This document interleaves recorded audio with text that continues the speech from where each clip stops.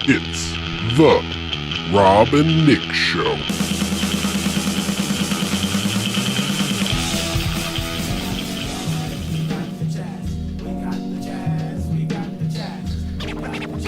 This isn't the song? Nah, same band, wrong song. It's okay. Oh, really? Yeah. This is We Got the Jazz. You were looking for Bugging Out?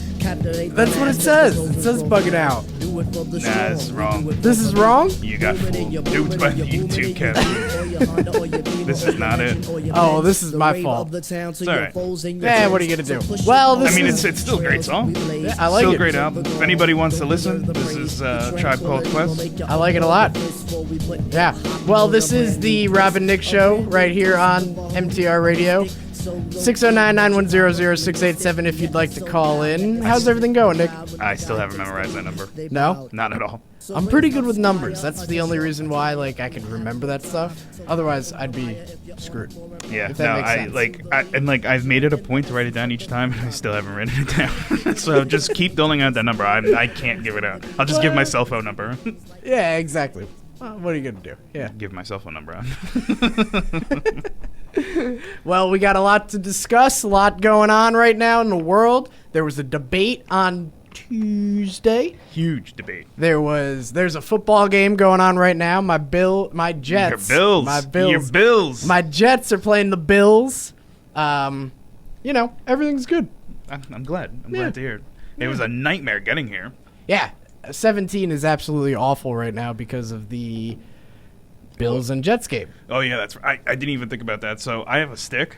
I drive a stick shift. Right. And it felt like every time, it was a little 6-speed. I'm a speed racer. So every time I got to like top speed, I was like, I had to downshift all the way back to 3. It felt like at least 4 different occasions I was on 17, zoomed up to 6th gear, and then I was like, and 2 seconds later, we're back to 3rd gear.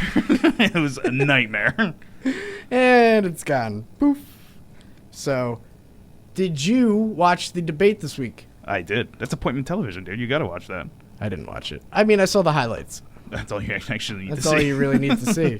It's like any award show, any of that stuff. I never watch it. I just see the highlights. I think the big takeaway from this debate was I think Donald Trump is cooked.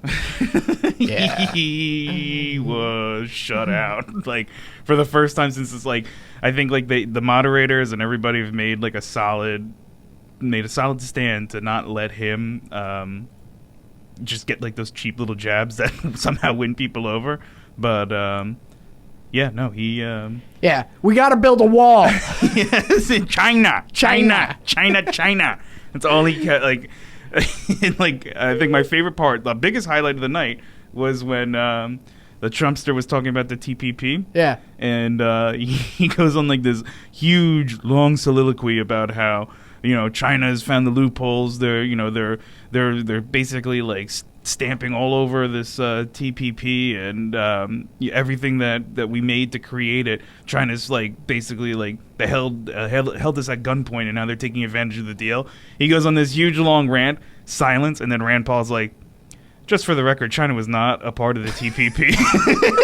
And Trump just stood there like, And I think when that clock struck midnight on him, that was it. I think that's it. I mean, he couldn't really. The carriage goes back to a pumpkin. Well, you want to go over some highlights? I would love to. This debate? Let's do it. All right here. People who know me know. Uh-oh. What's going on here? Come on. That's what happens when Ben Carson's a listener. He's an honest guy. He's an honest person. Well, my mom is here, so I don't think we should be pushing any grannies off cliffs. Ted Cruz. We're going to have a day where we wake up and some of our big cities are either very cold or very hot. Well, it's like, I don't know. Ted, for me, the standouts for this were Paul Kasich and Marco Rubio. I think they really put their foot forward during this debate. Rubio did well. He did really well. Rubio did very, very well. And I think the strategy of letting the morons speak until they can't speak anymore has become a good plan, because Trump was able to talk himself out of a paper bag just by saying buzzwords. And we're getting there. Oh, yeah, I know we're getting there. But he wasn't able to do anything. Carson is, I don't know if he's human. I think he's still been incarcerated. I just don't understand all these lies. So he's just lying about a bunch of stuff, and it's just like, I'm an honest guy. So his whole thing now is he's like, I just hope people don't hold me accountable for things I said in the 10th grade. I'm like, no, dude. Like, it goes way past that. Like, there's like some serious lies going on, and like you need to be held accountable for everything you do. Wait, are you talking about this guy? Oh yeah. Yeah. Did you see the rapper was actually on CNN? No. They like had him on, and like I think like his stage name is Aspiring Mogul. So like when I had CNN on mute and I looked up and I see Aspiring Mogul, I was like, I wonder who this guy is. I turned the volume and they're like, so when you helped write the song for Ben Carson's campaign, I was like, his rap name's Aspiring Mogul, and I was just like, they need to like that's like the worst caption ever. Aspiring Mogul. Because I just thought he was an aspiring mogul. I thought it was like some weird segment, but that's his stage name. I'm like, worst stage name ever. It's like, horrible. Because not everyone's gonna associate that with being like a stage name. Everyone's associating that with like, oh, this guy's trying to like be a mogul. He's trying to become a mogul. Yeah. Like, why? I don't understand it. But we will have a wall. Oh. The wall will be built. The wall will be successful. What does he mean by the wall will be successful? By keeping people out? That's what his stance on immigration is, I think there's like 11 million illegal immigrants in our country right now. Mm-hmm. He wants to get all of them out, right, put them all the way back to Mexico because he thinks that's where they only come from is Mexico. Yeah. And then build a wall on the border. I say we build a wall on the Canadian border. That's what people keep forgetting. Those people out because they are pesky bunch of They're like the daywalkers in Blade. Yeah, see? I'm not your buddy, guy. But it's so funny. Like, and like that was the big standout for Rubio is he's like, we can't take 11 million people out. He's like, you have to think about the families. He's like you should start by taking the ones out that are breaking the law continuously. And then he's like, and the other ones, you slap them with a fine, but then you put them on the path to immigrate, like to citizenship. And he's like, that's the way you go about it. That's the fiscal way to go about it, because the way Trump wants to do it, it'll take billions to kick them all out in a short amount of time and then build that wall. It's like he's just so blind. But the scary thing is how many followers he has that are like, yeah, rally, go with this. He does have a lot of followers. I mean, in the beginning, it was tough to not root for him when he was calling out all these politicians and stuff like that. But I mean, he's still the one I still root for though is Trump versus Bush, because Jeb is trying his darn every lead up to the debate, he's being coached up to beat Trump, and nothing he can do is like. There was one time when he was Trump was talking and like he says like a snide remark about Jeb, and Jeb's like, no, wait a second, and Trump just goes, hold on. Wait a minute, like put his finger up twice, and Jeb's like, yes, sir. Like both times. Now, son. Exactly. And like Jeb's just getting continually put in a locker. The guy who's been he's been like ragdolled by Trump was Rand Paul, and then all of a sudden he got the last laugh. I love it. It's so funny, and I hope that by the time the primaries are coming around that these guys are just going to be put to the wayside. I hate Ben Carson. I hate Donald Trump. It's tough. I don't like any of them, really. It's, I like Kasich and Rubio. I think that they're... Rubio's good. I like the Rubio. He's young. According to my grandmother, he's got too big of ears. I know. Well, that's the other thing is Rubio and Ted Cruz have huge ears, and they're not doing anything good for the Cuban. No, because I mean, listeners, I'm half Cuban, and when they're up on stage, I'm like, we're not all like that. My ears barely fit in these headphones that I'm wearing right now, and they're 3 times the size. My ears are so small. Well, 609-910-0687 if you want to go discuss the debate that happened or pretty much anything else. Well, let's continue right here. And if you think walls don't work, all you have to do is ask Israel. We're talking about global jihadists, and their desire is to destroy us and to destroy our way of life. So we have to be saying, how do we make them look like losers? How do we make them feel like they look like losers? I think like Ben Carson felt like a loser his entire life, and I think that's why he thinks that's like the best way to go about this. He's like, make them feel like losers. Yeah. Like Ben Carson's having flashbacks, and they're like, Ben, why do you talk like you're asleep? You're such a loser. My Wait. self-esteem is so... Have you seen my stapler? Wait till I become the best brain surgeon in the world, fools. Yeah, just wait. Just wait till I burn this place down. I'm just gonna burn it. I'm gonna burn it down to the ground. What'd you say? Nothing. I stabbed a man. An unbelievable company worth billions and billions of dollars. I don't have to hear from this man. Believe me. He quit talking I finish with when it my was time to quit Can I finish talking. with my Why time? does she keep interrupting everybody?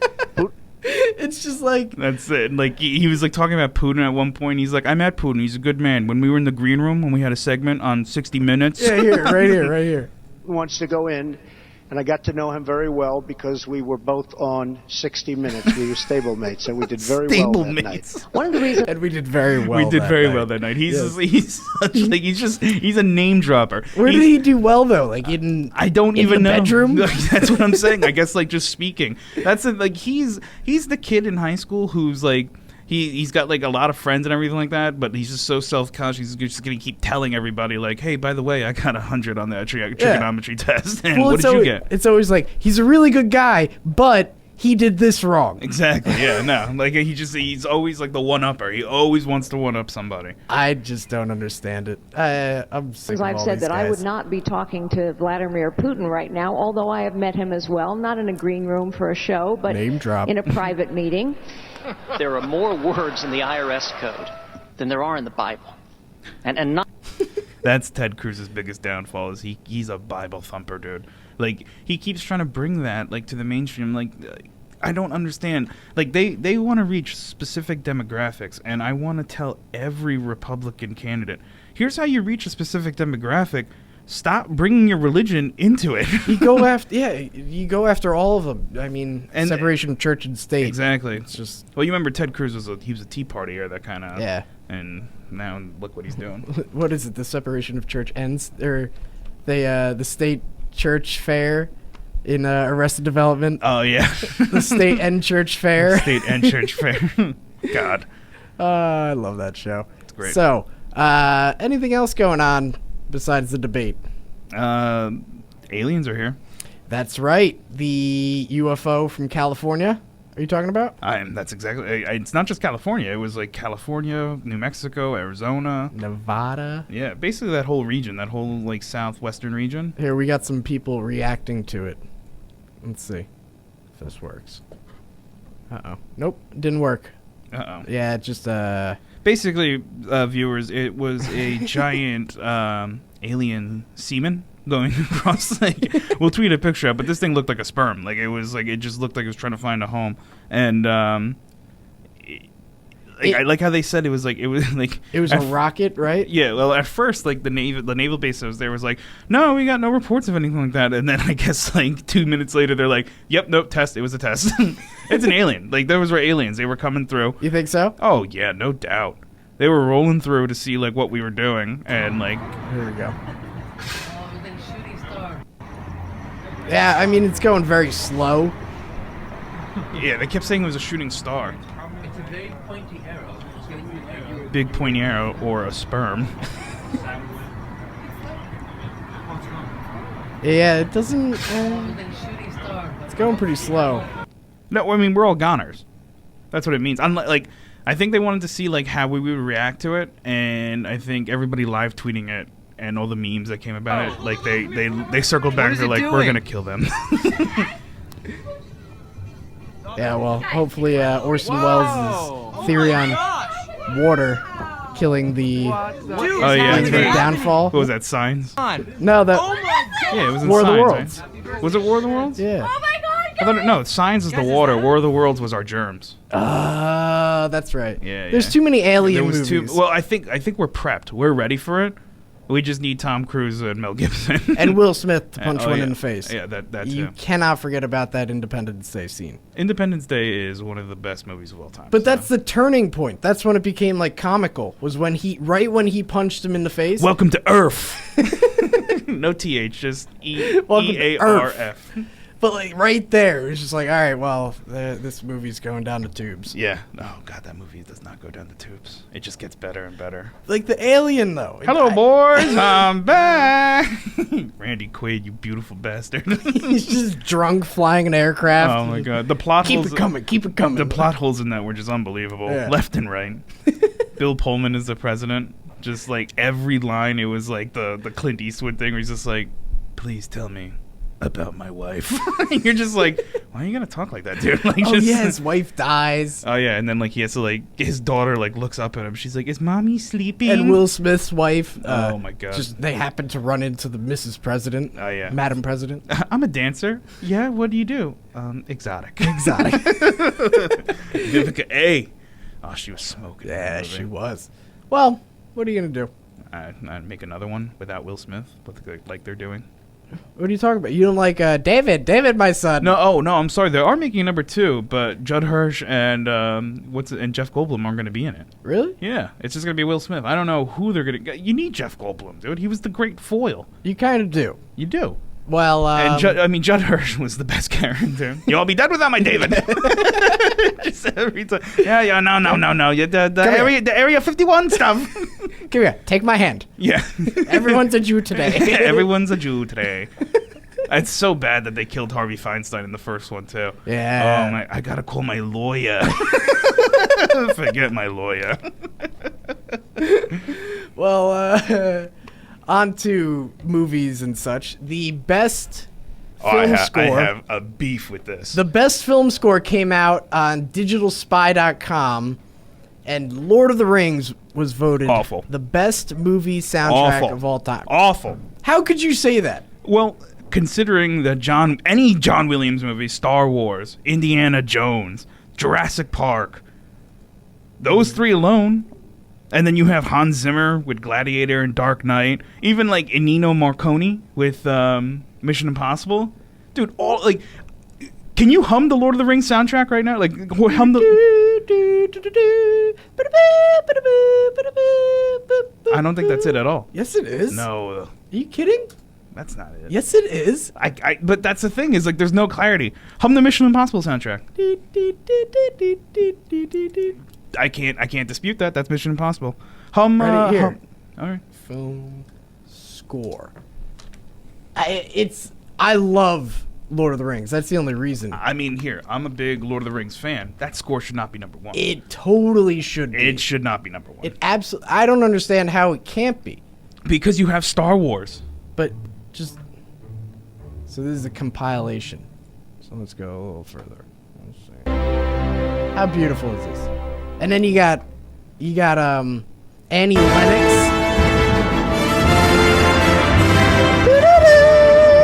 That is pretty cool. It is cool, but when they're going up the mountain. Can you do the Star Wars soundtrack right now? Do the Star Wars score right now. Star Wars score? Are you nervous too because you know it's gonna trump this by infinity? I don't know. Dude. I mean, the Star Wars score is great. Dude. It's memorable. But it's memorable. Even the Mission Impossible one thing, like if that was number 1, I would be like, but you know what? It's memorable. I couldn't like. Come on.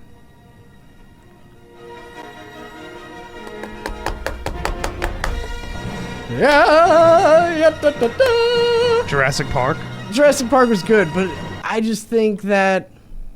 I don't know. I love, like, The Two Towers is my favorite movie ever. And I remember listening. My dad and I had the soundtrack, bought the Lord of the Rings CD.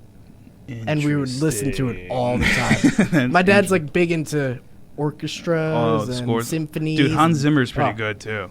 Anything like Inception, Dark Knight. Oh, Hans Zimmer's awesome. He's been killing it. So, when I first read this, when you sent that to me as like the prompt, you're like, "Hey, we're going to be going over this." Yeah. I thought that was movie soundtrack, and I was like, "There's no way that that's number 1 at all." Sure. But I was completely wrong. I thought the score. I understand why it gets brought in, but then I started getting to thinking about movie soundtracks, best movie soundtracks. Yeah. What's your number 1? Best movie soundtrack. I don't know. That's a tough one. Because there are very, very good ones. My number one's easy, and it's just always number one for me in everything. What's that? Purple Rain. Yeah. Purple Rain is, I think, the highest selling movie soundtrack, and it's like, number 2 for me is The Graduate. Hey, spoiler alert. I've never seen Purple Rain. Have you ever heard Purple Rain? Yeah, I have. There you go. That's all you need to know right there. See, like, for me, the way the standout was for that is Purple Rain and The Graduate. You've heard at least one song from them where you're like, oh yeah, no, I didn't even know that was a movie. Like the Purple Rain itself. Everyone's heard Purple Rain. Tarantino always has good soundtracks. Pulp Fiction's awesome. Pulp Fiction's great. And then like I can't hear Stuck in the Middle without thinking of someone getting their ear chopped off. Yeah, exactly. But Purple Rain and The Graduate to me are the standouts because they both have 2 songs, maybe even more if you know Purple Rain. Like Purple Rain has When Doves Cry, or Purple Rain, or Darling Nikki. But The Graduate has Mrs. Robinson. Oh, really? Yeah, that's what that whole movie was about, and so I that's why I hold those two. Like, what's this? When Doves Cry. Nah, so you're never gonna find a Prince song on YouTube. Why not? Because he's like very like don't even like we might get canceled right after this like because talking about his music alone. He's really? like he's stingy as stingy gets. That's why he went by The Sign, the artist formerly known as Prince. He's as stingy as it gets with. Did you his ever music. hear Prince in his guitar solo when he does "While My Guitar Gently Weeps"? Dude, that's the thing. Like, people always make fun of me. I'm a huge Prince fanboy, so people always make fun of me. They're like, dude, he's lame. Like, he's so girly. He dresses in purple. His style's played out. You ask any musician, like, who do they hold like in high regard? Prince. It's Everybody always says him. Prince. Everybody says Prince. Like, the Foo Fighters version of "Darling Nikki" is awesome. Yeah. It's so good, and like everybody covers him. And what's her name? Sinead O'Connor had "Nothing Compares to You." That was a Prince song originally. Yeah. Yeah. It's unbelievable how many people don't even think of him as a guitarist. Or just as a musician in general. Like, Yeah. he's like a lyricist, his settings, like everything. Like, he's great. He's a once-in-a-lifetime type of talent. Yeah. It's great. But Sorry, I know the Bills just scored. Rob's a little frustrated. See, like, listen to this. In the video, like the sound alone doesn't do it justice because in the video he's making love to the guitar. He really is. He is making that guitar gently weep. Oh, he is. Yeah. And he loves it. And like the best thing too is like you can see like Tom Petty and George Harrison's son, like they don't want him on that stage, No. and he knows it, and he's like looking right at them, and he's just like tickling the frets, and he's just like, "What's up, babe?" And then, but the end of the video is great when he goes ballistic on the guitar. He just throws it in the air, and then he's gone. Yeah. Like you don't even see where he goes. He's You don't know who amazing. catches the guitar. He's awesome, dude. He's the man. Like he's the epitome of cool. Well, what do you think? There's so many songs that you could relate to something. Yeah. What's like your top 5 songs that you could relate to a movie that's been in a movie? Oh, that's been in a movie. Like, I mean, "Singing in the Rain" Oh yeah, always comes back to Clockwork Orange. Yeah. For me, Layla in Goodfellas at the end when they're whacking everybody who did the job. Oh, yeah. And it's just like the weird that we're talking what George Harrison music going Right. around it because Layla Harrison. Spoiler alert: there was an affair between George Harrison and Eric Clapton, but yeah, no, they were crushing it. Oh Brother, Where Art Thou? The Go to Sleep Little Baby with Yes. the sirens. Yep. That was great. Mm-hmm. Saturday Night Fever, Johnny Travolta walking down. What was the song in Boogie Nights? I know what you're talking about too. I can't remember. I forget it, but that one. I mean, even though it's like once you hear it, you're just like, oh, Boogie Nights. Yeah. Boogie Nights is a good soundtrack too, actually. It's a very good soundtrack. Garden State's a very good soundtrack. I believe Billy Bob Thornton actually hates the movie. Which one? He hates Boogie Nights. Does he? Yeah, Why? because he thought it was supposed to be like a serious movie. Oh no. And then yeah, exactly. Boogie Nights is great. I love it. R.I.P. Philip Seymour Hoffman. Yeah, right. But you could say that about a lot of things. you can. I don't know what they're gonna do with the new Hunger Games movie. I was really hoping you wouldn't bring up Hunger Games, but you did. Sorry. I haven't seen any of them. I know, but like, I don't. He's supposed to be in. He was a big part of. Oh, okay. Maybe CGI him. Yeah, I guess so. Oh, hold on. Prince is just about to kill the guitar right here. Oh my god. Dude, he kills this. This is when he's like looking at them too, and he's Yeah. like, hey, what's up? Yeah, that one guy. Yeah. Oh yeah. Oh, this is kind of like amazing. that awesome Finnish Telecaster he has. He's got a security guard just lifting him up I as he know. leans He's back. just, like he steals the show, dude. I need to watch him before I die. He's like one of my favorite artists. Just unbelievable. So, Will just tweeted me. He's like, "Don't say Purple Rain." Dude, Purple Rain is Purple Rain's the best movie soundtrack of all time. I don't care what anybody says. And I'm excluding all of the Beatles like trippy acid movies that they did. Like they had Help and Sgt. Pepper's and all that. I'm not counting that. Great albums, unbelievable albums. I'm not counting that though. Like, no, not counting that. Purple Rain's the number one of all time. Yeah. Will, if you want to call in and debate that, go ahead, dude. Yeah, 609-910-0687 if you'd like to call in. Call in. I'm well versed in saying and then debating that Purple Rain is the best movie soundtrack of all time. It's hard not to debate it. I mean, dude, that album was so great. It was like one of the first albums I like listened to front to back. Yeah, because my mom and dad are huge Prince fans, so that's one of the reasons why like I was just always a big Prince fan growing up. And I remember when I first got my hands on Purple Rain, I like plugged it in to my RCA radio.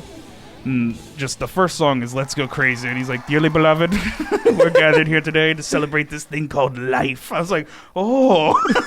I felt like I was being taken to church, and I was like, and then when like my dad's like, it's a movie, right? And I have it on DVD, and like I make a case to watch it at least like once a year.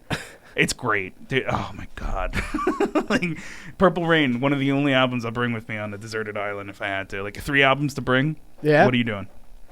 I'd go Black Sabbath, Sabotage. Okay. It's the most underrated Black Sabbath album ever. It's so good. Oh my god, Symptom of the Universe. That, I'd probably go Kill 'Em All, Metallica. Yeah, of all the Metallica albums, you choose Kill 'Em All? Yeah, I like Kill 'Em All the best. Oof.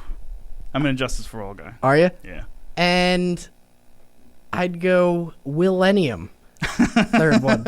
Will Smith. I used to have the Millennium CD leaflet in my 3rd grade desk at all times. Like, it was just always there. I used to just read lyrics while we were going over, like, some stupid book. That was my first CD I ever got, was Millennium. I remember that, it was great. Getting jiggy with it. No.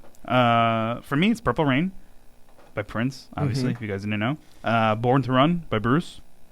And then I am sick and tired of people saying that Bruce Springsteen is good. Dude, he's so good. I hate it. I hate him. I like one song, and it's Dancing in the Dark. That's the only one I like. You're the worst person ever. It's not even about his politics. I just think that he mumbles through everything. Dude, he's awesome. And then the last album, if you would let me finish, would be Illmatic by Nas. Those albums alone. They just like I can pinpoint where I was every time I first heard those albums like in my life. It's just like so meaningful to me. So I was gonna bring them. Yeah, I have that with some Master of Puppets. I mean, of course. Obviously. Yeah. Obviously. I don't know. So yeah, that's going on. We got that out of the way. There we go. Good got thing. It right out of the way. Big stuff happening on campuses around college campuses. Jeez. Did you hear the woman who the ethnic Asian woman who came on to, it was like a University of student, Claremont McKenna College in California? Sounds like a winner. Yeah, just here, I'll play some for you. Ready? I can't just yell. I came to this country 5 years ago when I was 15, alone, to a boarding school in Pennsylvania. And what I heard all is, if you don't speak English, go home. If you don't speak English good enough, go home. I don't date Asians, and I'd like to have sex with a girl from all the continents. That's why I want to date you. And so, to set up the scene, it's this Asian woman who steps into this big circle during a protest at Claremont McKenna College in California. Never heard of it. Neither have I, but there's this big protest. There's a I'm not a diversity statistic. Too much talk, not enough action signs. I'm not CMC hold. But so then this girl comes out and she starts going on about this stuff. So let's continue. While I was walking down the street from my high school to Walgreens, I was walking with 3 of my friends from both China and Taiwan, and suddenly when we were walking, the green light was on, and when we were crossing the crosswalk, there is a car just rushed through us, driven by an African American, shouting that go back to your home, go back from where you are from. So she has an African American person telling her to go back to where she's from. Mm-hmm. So let's continue. Something like that. I don't remember exactly. And then a car, a white lady just parked right by us and said, "Are you okay? Are you hurt of anyway?" We're not hurt. It's just shocked and scared of our safety. And this white lady kindly asked, can I call the police? Can I do anything for you? We were like, it's okay. Thank you very much for your care. The point I'm making here is that we should not distinguish people by their race or gender or anything. Black people can be racist. White people, sorry. Oh, no. I will make this. So they silence her for saying that black people can be racist. Which is true. Yeah. I mean, as in, I think you just showed your hand a little too quickly there. It's definition of racism. By its definition, black people cannot be racist. Any minority cannot be racist because if you look up what racism is, it's the systematic. It's the systematic downfall of another ethnicity. Black people don't hold any position of power to systematically put anybody down. Neither do any minority in this country. But by definition, they could be they could be prejudiced. They sure as hell can be prejudiced. They can't be racist though, and that's one of the points. But that's kind of like a literal meaning to it. I feel like. Yes, but that's the issue at hand is racism. When people talk about racism, it's so much more than just people putting people down just because of their race. It's a systematic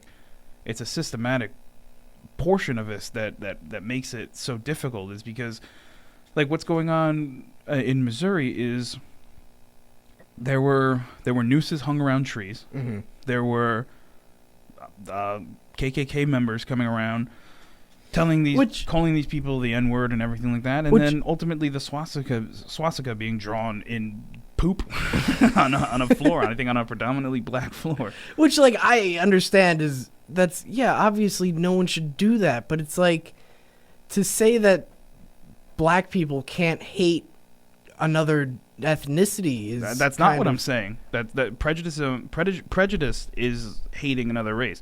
Racism is something completely different. Racism is a systematic effort to drive one race down based on superiority. And in this country, by definition, any minority does not have a position to do that. Okay. That's I'm gonna learn you some. Everybody's just being prejudiced. Everyone's just being prejudiced. Exactly. That's something that needs to be addressed. There's prejudice. Prejudice is everywhere, but when a white person says something to a minority, it can easily be taken as a racist as racism because of the systematic precautions that come with it. Right. That's the difference. I hate what these college campuses are doing, especially the Missouri the communication department teacher. Oh, see that's a whole different thing. I understand where they're coming from and why you wouldn't want some media there, but there needs to be a whole different way that they approach that safe space and everything like that. That shouldn't be the case. And I think the whole campus should be a safe space. That's exactly what Missouri was trying to go for. That teacher is just up there trying to get her name in a newspaper. But that's exactly what the Missouri students were protesting. You can't not feel safe on a college campus. Exactly. And they weren't. For black people walking around campus and seeing nooses hung on trees in Missouri, and that shouldn't be scary. allowed in 2015.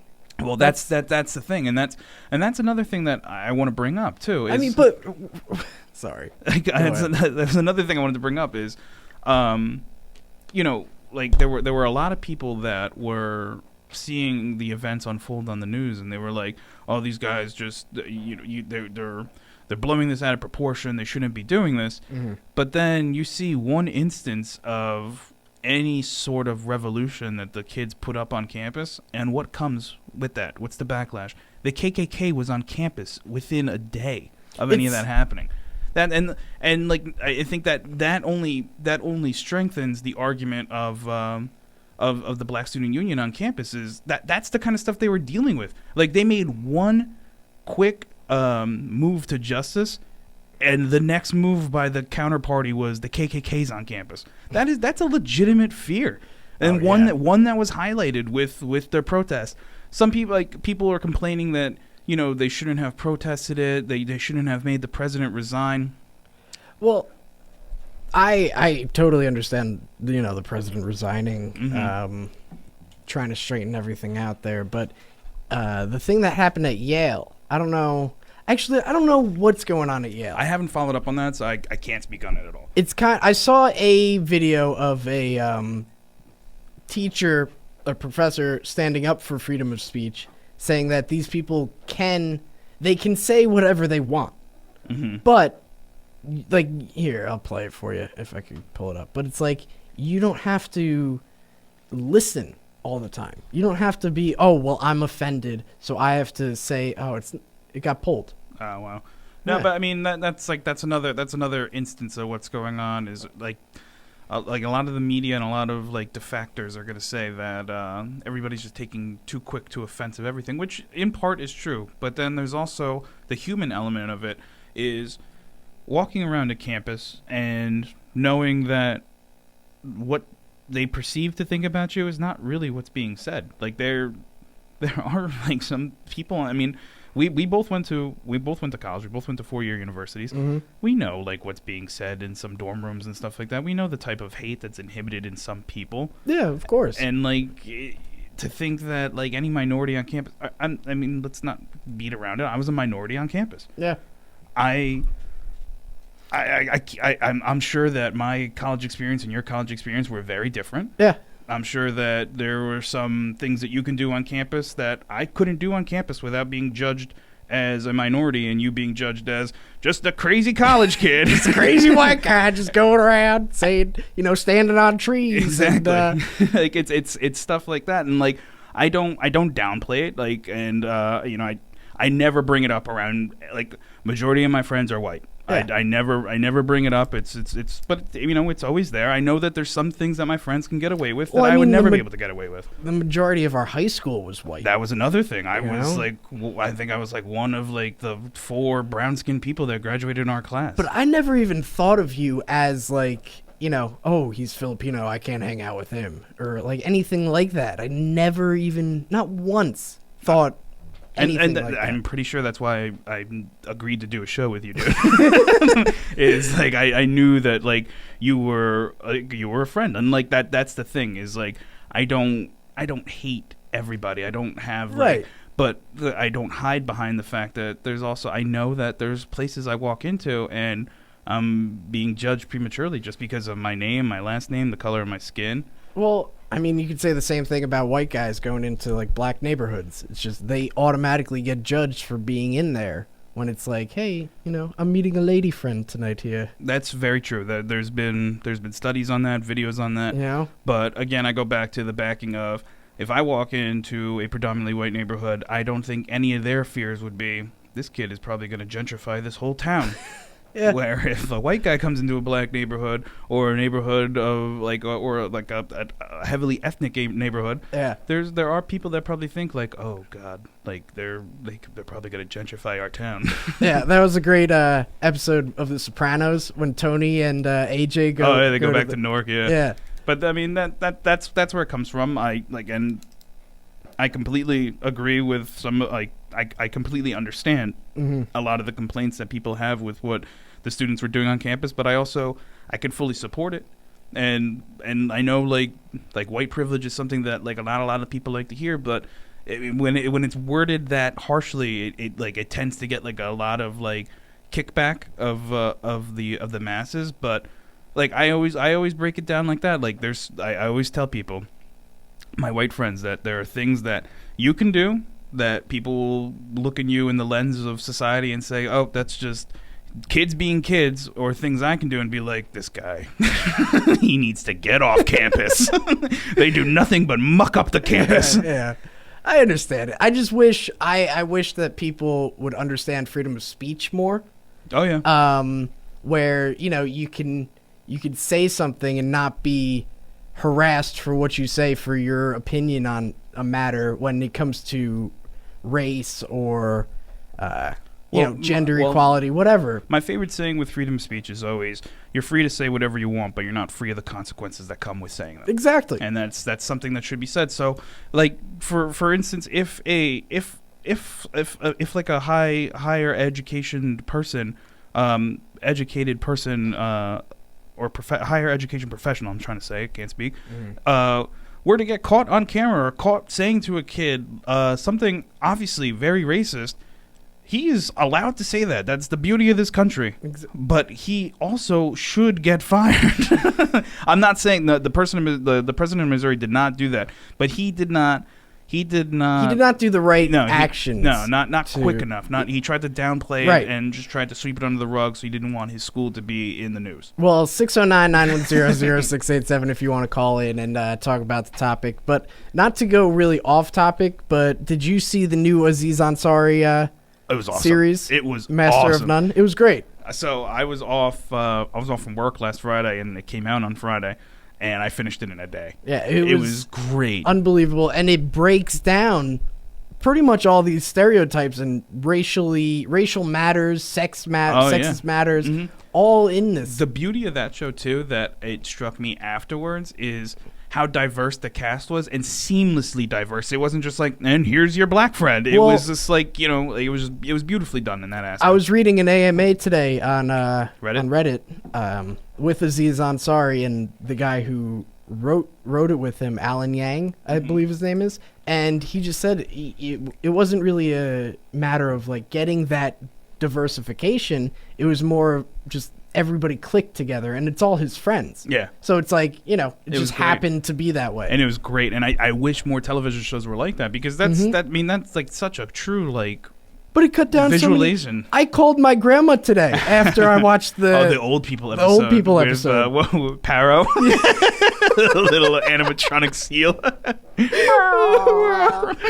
And then he gives Paro to like the old landlord. He's like, "Goodbye, Paro. You're happy now."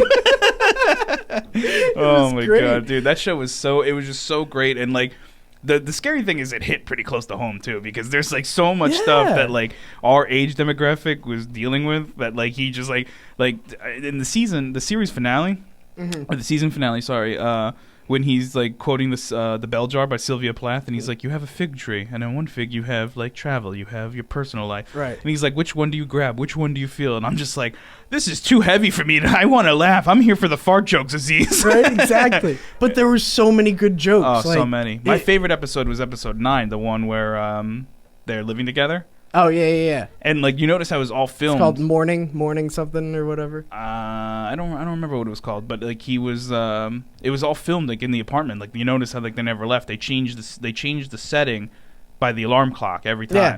So like great. You knew like what day in the month and what time it was, but he never left. When she left for Chicago, he was making the spaghetti carbonara. I did it. But it was just all filmed there, and like you see like how over time like everything changes. Like one thing that used to make her laugh, like she wasn't laughing about it. Like even the sex life, like she was just like, "Do you want to bang me on that chair?" And he's like, "Yeah." And like it was like the first time they did it was like awesome. The second time he's like, "Wait, how did we do it again?" It's just like the growth of like the human emotion, and then like exactly, and then and really it boils down to a lot of it is like the fear of commitment. She didn't want to be stuck with this job doing PR for like these lame bands, but in order to do that she had to go to Chicago. Huge commitment. He didn't know, like there were times when he like he was like, this is my apartment. And he's like, oh, wait. Yeah, that was a rough one. No, yeah, that was... You never want to say that after your girl moves in. Exactly. It's just like, oh. And then he, like, his girlfriend notices, and she's just like, what do you tell your parents about me? He's like, oh, nothing. And he's like, but they know we live together, right? He's like, no. Like, dude, that stuff is, like, it was so good. Just so brilliantly written. And, like, and him casting his parents. Oh, dude, his dad is the man. That, what's up, man? He gets him the guitar. Oh, yeah. My fingers hurt. Oh my god! When his dad was the kid and had his abacus broken, he just wants to hang out with his son more and fix his iPad. He goes, and I don't hear the ding ding anymore. And he's like, "Please, I think you reached your quota of ding dings." But it's a powerful show that everyone should be watching. It was so good. I think that's like my one recommendation I'm making to everybody on Netflix is check out Master of None. Soundtrack, brilliant. Mm-hmm. Just the cinematography, brilliant. Dialogue, brilliant. Comedy level, 12. It was great. Hold on, we got a caller right now. Let's see. Hello, who's this? It's Will. Hey, what's up, Will? How's it going? What's going on? What's going on? Nothing. You guys said before that Lord of the Rings was the best score. We didn't say that. The article said that. The internet said that, but I also say that too. What article? Oh, look at him getting all detective on us over here. Digitalspy.com. Digitalspy.com. Digital Spy? Yeah. 7,000 shares. Do you think it's the best? I do. I personally do. Howard Shore killed it. I disagreed. What did you think is the best? I said anything that John Williams did, so pick your pick of the litter. So either Star Wars or Jurassic Park. Yeah, I guess. He also did Harry Potter. I mean, you're not a fan, Social Network. Oh, so who was that? That was what's his name? 9 Inch Nails guy. The guy from 9 Inch Nails. What's his name? Trent Reznor. Trent Reznor, yeah, there it is. No, that was an awesome one. I completely forgot about that. He did a bang up job with that. Well, you can't forget about James Horner either, who did Braveheart. Oh yeah, and then who was the Marvin Hamlish for the Sting was really good too. Yeah, some big score guy just died over the summer. I think I forget who it was. He got a plane crash. James Horner. James Horner. Yeah, he did Avatar, Apollo 13. He did Titanic, your favorite movie. I love Titanic. I mean, I'm a big Leo guy. But if Leo's listening, happy belated birthday. Yesterday he turned 41. Are you excited for Leo's new movie? The Revenant. What is the name of it? The Revenant. Yeah. Yeah, I mean, I think he won't win an Oscar. But I think it's Inarritu's film. Yeah, it is. It's after Birdman. That's what he did. I mean, I'm looking forward to it. Yeah, I mean, Tom Hardy looks like a badass in it too. Yeah, I just want him to win an Oscar, so I don't care what he wins it for. But I think it's time that he wins it. I don't think he should have won it for Wolf of Wall Street. I just didn't think he had the. It was too vile and offensive in my book. In your book, okay. Yeah, I don't think he should have won it for that either. I think he should have won it in, I guess the Oscars would have been 2005. Yeah, when he played Howard Hughes in The Aviator. Dude, that was such a hard card too, because Jamie Foxx really killed it as Ray Charles. In White House Down? That Ray Charles, yeah. It was such a spot on Ray Charles. No one was beating him that day. I really thought he should have won it for Blood Diamond. He was unbelievable in Blood Diamond. I love that movie.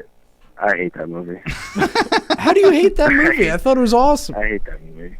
I don't know, Rob. We definitely have different tastes in movies. You love Lord of the Rings, which stinks. Yeah. And we just have different tastes. I don't know. I'm with Nick, you taking Purple Rain is like the most predictable thing of all time. Well, I mean, you'd have to bet $1,000 on that to win $1. Dude, I mean, if you didn't know I was taking Purple Rain, you obviously are not friends with me. Purple Rain, I'm such a huge. I told Will before. There's two people in this life where if I saw them in person, I would sink into a puddle. It's Prince and Bruce Springsteen. I would just I wouldn't know what to do with my hands. And do you disagree that Purple Rain is the best soundtrack of all time? I would say it's the best. I heard you say Garden State. Garden State, I really like. Garden State is good. But, I see, but I didn't. I agree. You got to start out those Beatles. The Beatles thing is is like taking steroids. Yeah, exactly. What was that movie that came out not too long ago? Maybe in 2005. Across the Universe. Yeah, that was awful. That was horrible. Yeah, the guy from 21. The movie's bad and the soundtrack's terrible. The soundtrack. I don't know. I bad. like Goodfellas. I like Goodfellas Lost is in good. Translation. Yeah, see, Lost in Translation is really good. See, but the issue I had with those, like putting them up there, is those were more compilations to make a soundtrack, whereas like The Graduate and Purple Rain, they were made specifically for the movie. Yeah, that's true. You know, I don't know. I'm not a big score guy, so for me it was. I love the Social Network just because it was different. I prefer the soundtrack route definitely because a score just feels so cheap. It means it's like trying to get your audience to feel something because you can't produce it in the acting. Exactly. So I've always hated scores, so I've always been a soundtrack. What guy. about Romeo and Juliet, the Radiohead soundtrack? Ah, that was a good Romeo one. That was a good one. Is that the modern one with Leo? With Leo, yeah. Radiohead did the soundtrack for that. Where they called the sword guns. Yeah, exactly. I like that. I thought that was cool just because also that's another predictable thing. I'm a huge Radiohead fan, so. We watched that in high school in Horner's class. Oh, did you? I didn't have Horner, so. Oh. I don't know. No. I'm sorry. Not Horner's. Flynn's. Oh, Flynn. I had Flynn sophomore year though. I didn't watch that. Oh, it was the best. But I want to make one more point. What? If Derek Fisher is listening, I want him to know that he's never drawn up a good play out of a timeout. It's unbelievable. Not one. It's unbelievable. Like you would think that the guy. Actually, no. This makes more sense in favor of why he can't drop a play. The guy who magically hit a shot with 0.4 seconds left has no idea how to make a play. That was the luckiest thing ever, and like he has no idea how to draw one out of the timeout. It's just always like ISO and go get him, Mello. It's infuriating to watch. Honestly, I don't understand how the Knicks have such bad luck with coaches. In our lifetime, the Knicks have had one good coach. If you really think about it, it's been Van Gundy, and it was until we were like 8 years old. And then ever since then, I mean, Pat Riley was there too. Pat the Rat. I mean, yeah, but we were what 3 years old. Yeah, it doesn't count. Yeah, Pat the Rat, and then who was it? Van Gundy, and then after Jeff. Yeah, he was the best one. Then who was after Jeff? All right. I don't care anymore. I mean, we're gonna stop talking Knicks basketball right now. I'm sorry. They stink, and they're not gonna make the playoffs for like an eighth straight year in a row. This is coming from a Nets fan. They're 1-7. I'm not a Nets fan. I hate basketball. It's a horrible sport to watch. The NBA I'm talking about. College is fun. Okay. Well, thank you for the call. Good show. Thanks for having me on. Thanks, of course, Will. Call back anytime. Thanks for the call. Well, we are about wrapping up this show tonight. That flew by. It did. It was a really good show. I liked it a lot. I think we're going to get out of here with some new Clutch, if that's all right with you. So you didn't want to do any more Tribe Called Quest at the end, huh? I forgot. Okay. I'm sorry. Here, no. Here, we'll do it right now. Hold on. Yeah, let's do it. I mean... But this one's good. I mean, I don't doubt it. Dynamite! Yeah, but, so, halftime right now of the Bills-Jets game, it is 12-3. Wow. It's Rangers won 6-3 too. Wow. 6 in a row for the boys in blue. Devils are They're tied losing. 1-1. Are they tied right now? 1-1? Tied 1-1. Look at you up on your Devils stats. Thank you for that. I won. Well, I'm best friends with them. I partied with them, so. That's true. That is true. So yeah, this is going a little bit. What's it called again? I'm sorry. Bugging out. Bugging out. I did that. Now the computer's freezing. Technology. I know. About that technology, my grandma, real quick. So I called my grandma today after, I watched the grandma episode of the Master of None. Yeah. And so, of course, right away, it's just like, my computer's not working. And I was just like, I'm not entirely sure, Grandma. Is it on? No, nothing's on. The light's not coming on. Yeah. Okay. Did you turn it on? Yeah, I'm just going to pull everything out and plug it back in and see if that works. No, don't do that, Grandma. Don't do that. Don't do that, please. But she's still... then she calls back 5 minutes later and is just like, yeah, I got it on, but now I don't know my password to get on to the computer. Dude, I read something that, like, old people are, like, the easiest to hack because you just send them, like, an email saying, like, hey, your bank account, your password changed. You need to put in your bank, you need to put in your bank code, your social security number, and it's just like, your address. And okay. Oh, I guess that's what I got to do. All right, you ready? Let's do it. All right, we'll see you guys Fife next. Dog, take us out, baby. Yo, microphone check 1 2. What is this? The 5 foot assassin with the roughneck business. I float like gravity, never had a cavity. Got more rhymes than the one that's got family. No need to sweat Arsenio to gain some type of fame. No shame in my game, cause I always be the same. Styles upon styles upon styles is what I have. You wanna just a fighter, but you still don't know the half. I sport new